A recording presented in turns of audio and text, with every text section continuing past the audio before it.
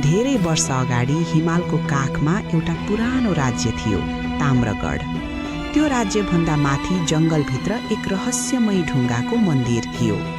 गाउँले भन्थे त्यहाँ जानेले आफ्नो मनको सत्य देख्छ, तर धेरै मानिस डराएर नजाने। त्यही गाउँमा वीरभद्र नामको जवान बस्थ्यो।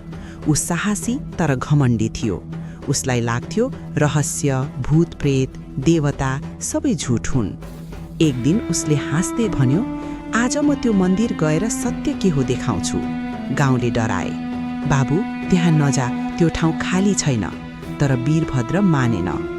साँझ पर्दै गर्दा ऊ जङ्गल छिर्यो। हावा सुसाइरहेको थियो, रुखहरू चल्दा मानव कसैले बोलाए झैँ लाग्थ्यो।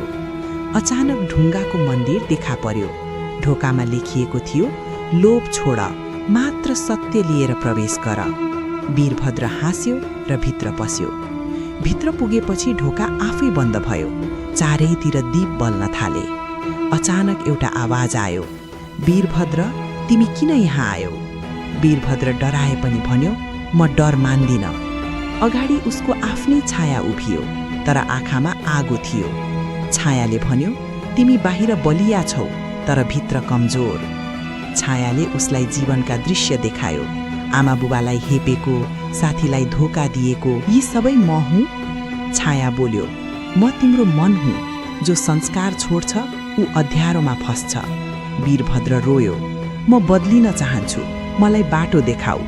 त्यो आवाज फेरि आयो, घमण्ड छोड, दया अपनाऊ। अचानक उज्यालो फैलियो। ढोका खुल्यो। वीरभद्र बाहिर निस्कियो। अब ऊ पहिले जस्तो थिएन। गाउँ फर्किएपछि ऊ सबैसँग नम्र भयो।